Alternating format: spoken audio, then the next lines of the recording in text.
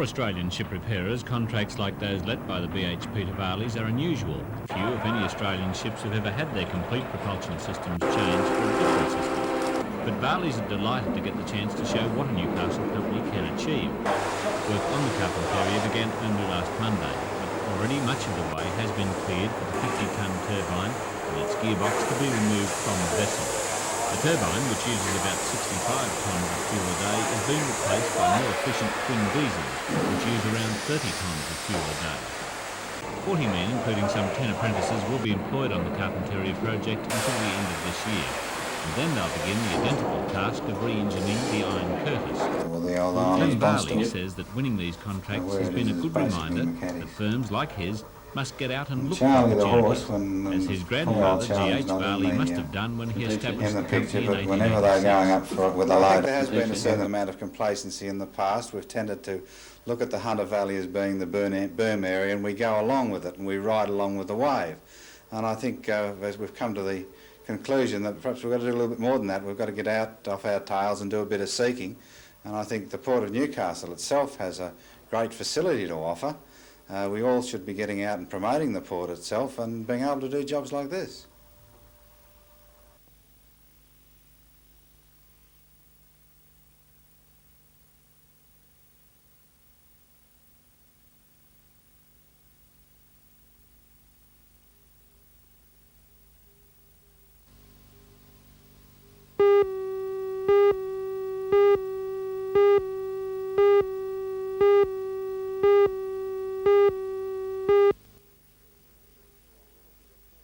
Well, it'll be a 3-hour session. There'll be 3 speakers.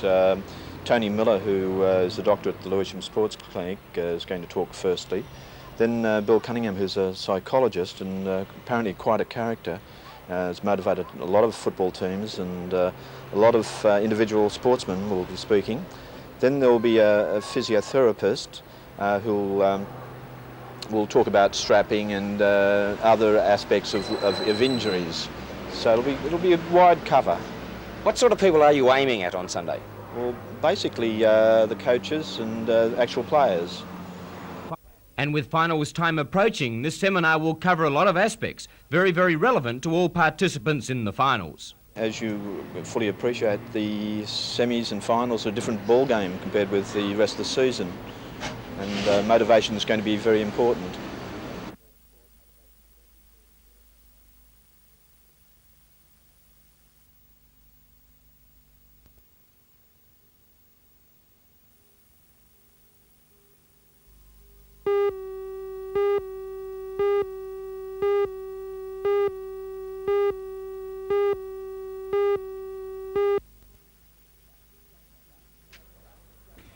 Mick Sparks is just like any parent, conform to the wishes of his kids or miss the enjoyment of them growing up in a sport that they love. I've got 2 daughters that play netball, so I just went down to training and it's gradually built up from then. Mick's been umpiring for just over 12 months, and by his performance today, it won't be long before he is up with the top officials of Newcastle netball. However, Mick's not alone, as there is around 10 male umpires throughout the Newcastle area. But do the players react to Mick any differently because he's a bloke? No different to anybody else.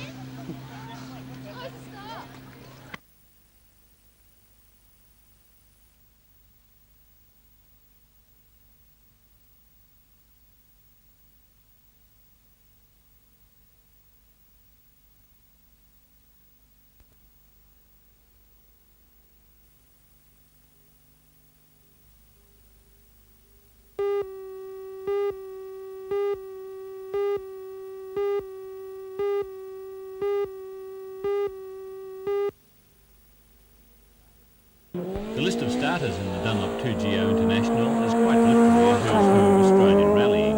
Drivers and sponsors attracted to the European-style event, which gives large numbers of spectators a chance to see cars in action. Most of the special stages are in the easily accessible Wattigan range. During the rally, cars will also be timed around the dirt sprint circuit at Jillaby, and there was a chance for some practice there today. Cole Bond in his V8 engine TR7 is definitely one of the drivers to beat.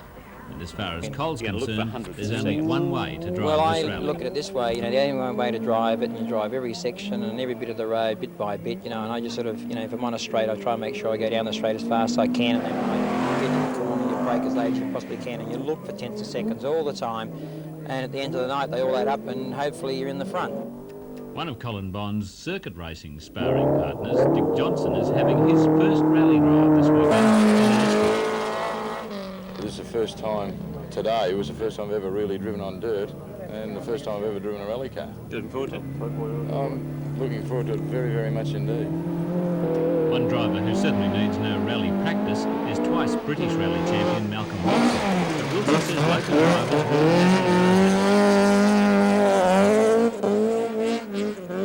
you can't expect to come over here and beat, locals really who have a fair idea how the land lies. It's always a very difficult thing to do, especially on a blind event. But I mean, I've got a good car, a very good car, so it's fingers crossed really.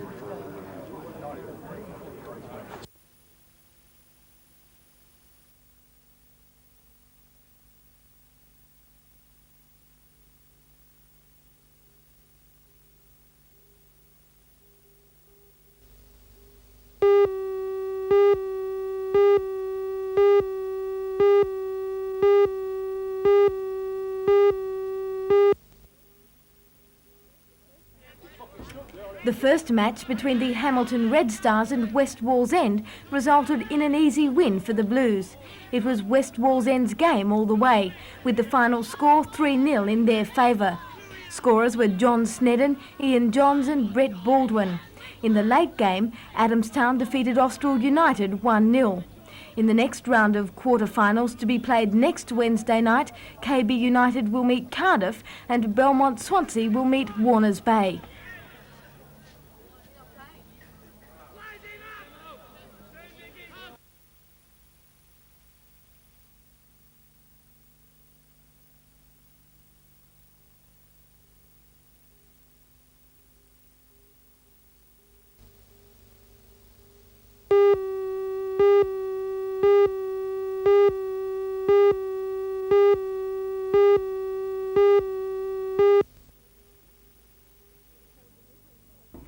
Before delivering the lecture, Senator Bonner took the opportunity to visit the Awabakal Aboriginal Cooperative in Hunter Street. The visit was an informal one, a cup of tea, a chat about activities and a browse through some photographs. There was, however, some exchange about key issues. The Senator stressed the need for Aborigines to be educated and to work towards attaining positions of responsibility within the community. The more contentious issues of land rights and self-determination were also raised.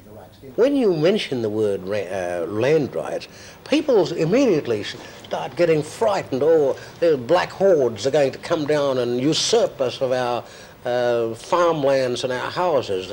It's so much jolly nonsense. We, the Aboriginal community, we're not usurpers. That was your forefathers who were the usurpers who usurped us of our rightful inheritance. All we're saying now is that return. Look, let's get away from this business of giving Aborigines land rights. There's no such thing. What the governments are doing is returning a very small portion of this nation back into the hands of the original owners. And we're sensible enough and realistic enough to know that there are only portions that we can claim back.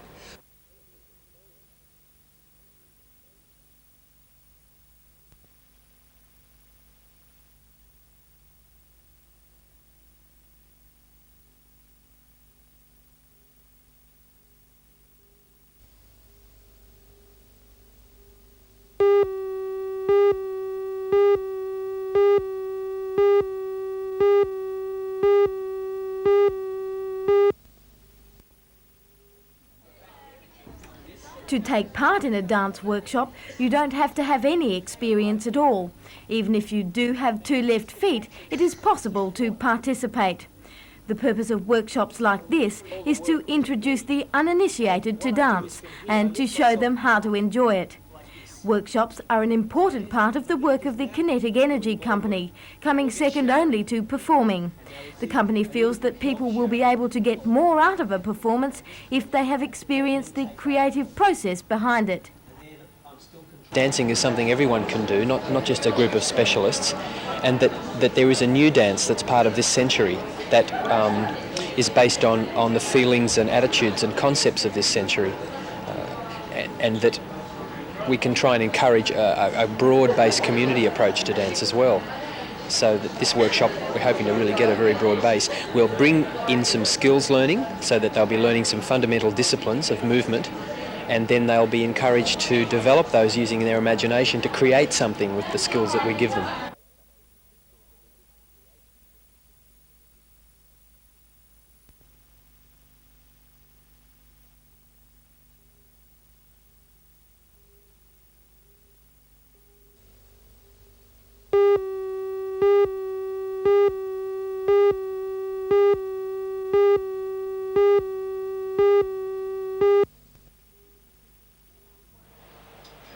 About 150 people attended last night's symposium held at the Newcastle Tattersalls Club.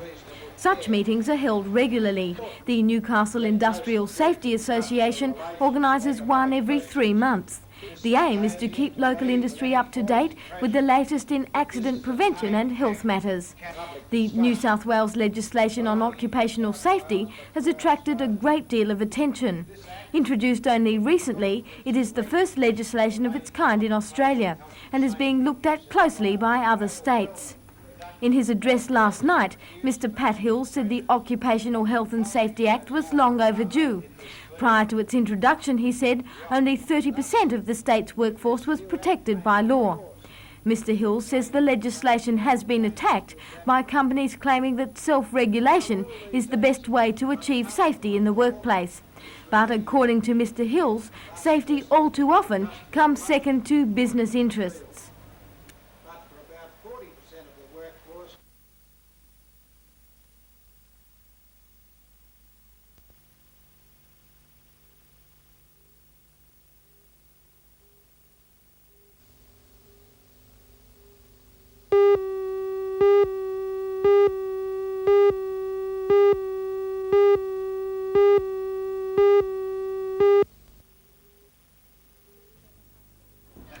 Merewether High School's second biennial art show was certainly worth showing off.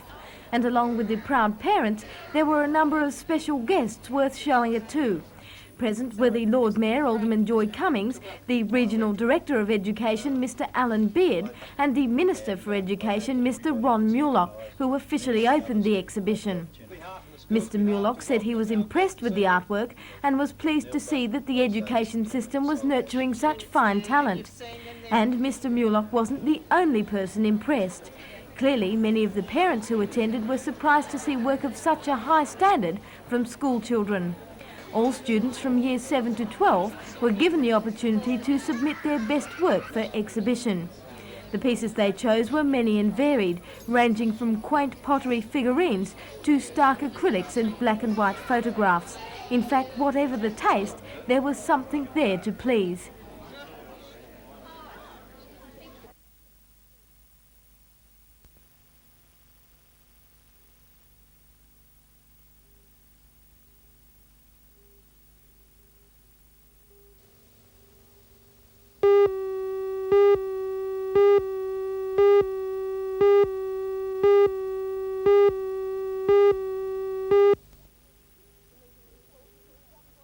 The meeting was called to see just what could be done to save the Rutherford plant.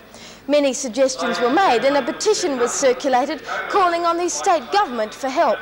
But for the workers, time is running out. The first of the retrenchment notices are due on Friday. More than 300 people attended the meeting called by the Bradmill unions out of concern for their members. Those present were told that the livelihoods of hundreds of families were at stake, but clearly they weren't learning anything new.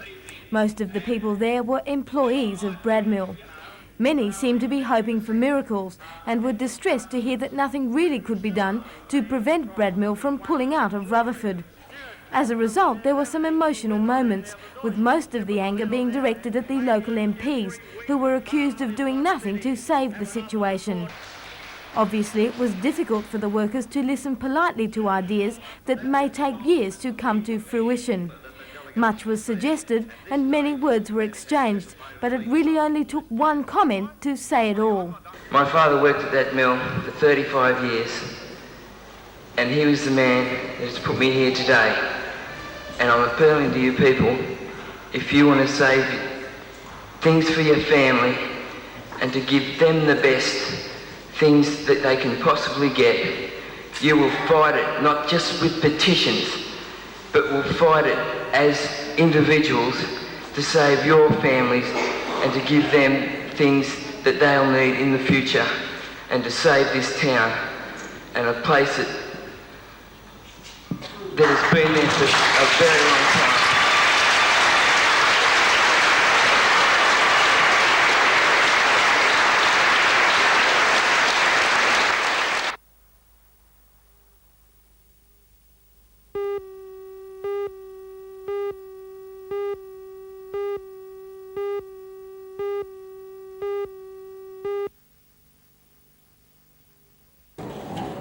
A 26-year-old computer operator was killed in this car accident late yesterday. Denise Paulin died instantly when her small yellow sedan and a truck collided south of Toronto. Traffic around the accident scene was held up for some time as ambulance and rescue squads cleared the wreckage.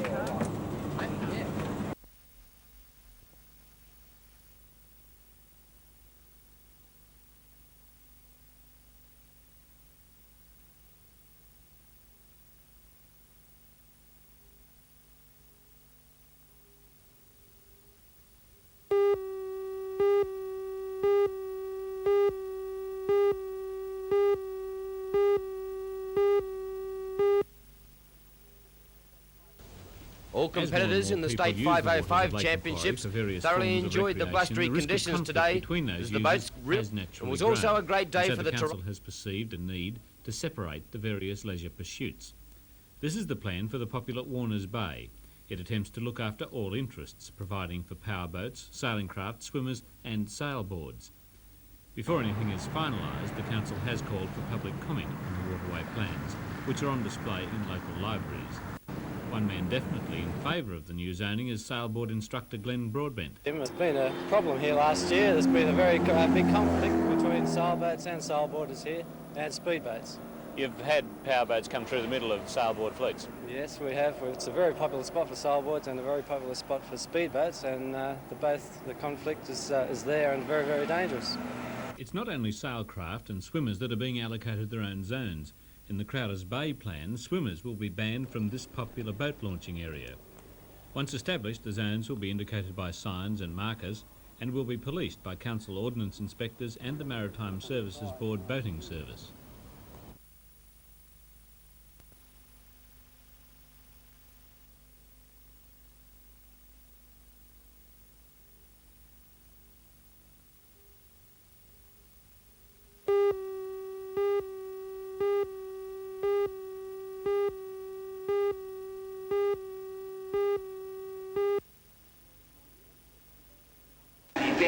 Dr. Wright is a household name after regular appearances on the Mike Wall Show, but he's been writing books on health since 1970. His first books have now sold more than 2 million copies worldwide. Dr. Wright signed his books for a large crowd that had gathered at Market Square today. In his own chatty style, he gives advice on slimming, claiming 1 in 3 Australians is overweight. Other topics covered include baby and childhood illnesses, women's health and alternative medicine. Dr. Wright says the wide use of drugs in medicine today is not necessarily a good thing. Sales of the book are risk. So what does Dr. Wright do with all that money? Oh, look, I'm so glad you asked. Matter of fact, 100% of the royalties from all my books, plus all my radio and television work, and most of the money from my practice goes to a foundation I set up about 10 years ago, and this provides housing for the aged. And last week in Sydney, in the Sydney suburb of Epping, we opened our first retirement village, which will house about 35 people. And right now, our second one will be finished by about Christmas time, which will house about 60 people. So I sort of talk about my books. I hope people buy them because every book that's sold, a certain amount does go to the retirement villages. And this is a government-recognised foundation, and we hope to bring a lot of comfort to older people in the latter years of their life.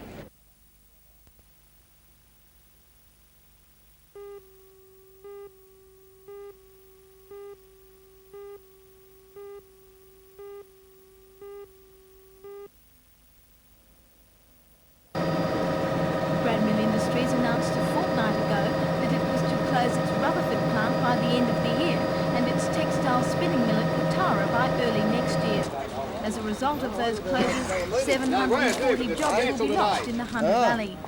Brad Mill said it wished to concentrate its operations in South Australia and Tasmania. Mr Hartley has denied outright reports that an unnamed company has offered to buy the Rutherford and Katara mills and the plant in Devonport, Tasmania. He says whenever a company announces a major shake-up, crank takeover bids are often received from people offering considerably less than the real value. He said Brad Mill had not received an offer of any kind. He added, however, that if the company did receive a legitimate offer of purchase, it would naturally be given serious consideration.